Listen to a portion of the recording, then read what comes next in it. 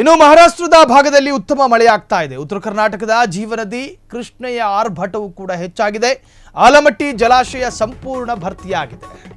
ಮಹಾರಾಷ್ಟ್ರ ಭಾಗದಲ್ಲಿ ಉತ್ತಮ ಮಳೆಯಾಗ್ತಿರುವ ಪರಿಣಾಮ ಉತ್ತರ ಕರ್ನಾಟಕದ ಜೀವನದಿ ಕೃಷ್ಣೆಯ ಆರ್ಭಟವು ಕೂಡ ಹೆಚ್ಚಾಗಿದೆ. ಆಲಮಟ್ಟಿ ಜಲಾಶಯ ಸಂಪೂರ್ಣ ಭರ್ತಿ. ಖಾಲಿಯಾಗಿದ್ದ ಉದರ ಈಗ ಭರ್ತಿಯಾಗಿದೆ. ಒಟ್ಟು 123 ಟಿಎಂಸಿ ಸಂಗ್ರಹ ಸಾಮರ್ಥ್ಯದ ಆಲಮಟ್ಟಿ ಜಲಾಶಯಕ್ಕೆ 30,000 ಕ್ಯೂಸೆಕ್ ಒಳಹರಿವಿದೆ. ಜಲಾಶಯದಿಂದ 30,000 ಕ್ಯೂಸೆಕ್ ಒಳಹರಿವು. ನೀವು ಆ ಒಂದು ಅದ್ಭುತ ಫೋಟೋವನ್ನು ಗಮನಿಸ್ತಾ ಇದ್ದೀರಿ. ಆ ವಿಜುವಲ್ಸ್ ಅಲ್ಲಿ ಒಳಹರಿವು 30,000 ಕ್ಯೂಸೆಕ್ ಒಳಹರಿವು ಅಂತ ಹೇಳಿದ್ರೆ ಅದು ಯಥೇಚ್ಛವಾದಂಥ ಒಳಹರಿವು. ಅದು ಒಟ್ಟು 123 ಟಿಎಂಸಿ ಸಂಗ್ರಹದ ಸಾಮರ್ಥ್ಯ ಇರೋ ಆಲಮಟ್ಟಿ ಅದು. ಅದರ ಸುಂದರ ದೃಶ್ಯ ಅದು. ಸ್ವಾತಂತ್ರ್ಯ ದಿನದಂದೇ ಆ ವಿಜುವಲ್ಸ್ ವ್ಯಕ್ತ ಆಗಿರ್ಬೋದು. ಸೊ ಹಾಗಾಗಿ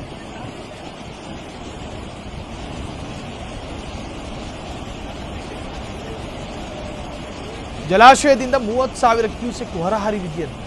ಸೊ ಮಹಾರಾಷ್ಟ್ರ ಭಾಗದಲ್ಲಿ ಮಳೆಯಾದರೆ ಸೊ ಆ ಭಾಗ ಅಂದರೆ ಹಾದು ಹೋಗುವಂತಹ ಆಲಮಟ್ಟಿಗಳು, ಹಾದು ಹೋಗುವಂತಹ ಜಲಾಶಯಗಳಿವೆಲ್ಲ ಸೊ ನೀರಿನ ಹೆಚ್ಚಳ, ಒಳಹರಿವ ಕೂಡ ಆಗೋ ಸಾಧ್ಯತೆಗಳಿರ್ತಾವೆ.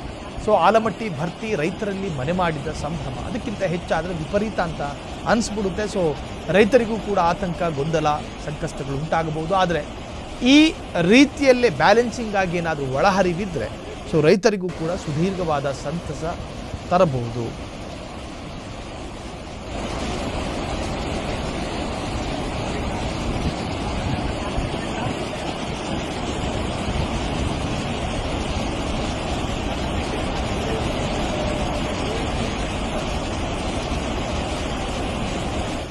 ಕ್ಷಣ ಕ್ಷಣದ ಸುದ್ದಿಗಳಿಗಾಗಿ ಫ್ರೀಡಂ ಟಿವಿ ಸಬ್ಸ್ಕ್ರೈಬ್ ಮಾಡಿ, ಲೈಕ್ ಮಾಡಿ ಹಾಗೂ ಫಾಲೋ ಮಾಡಿ.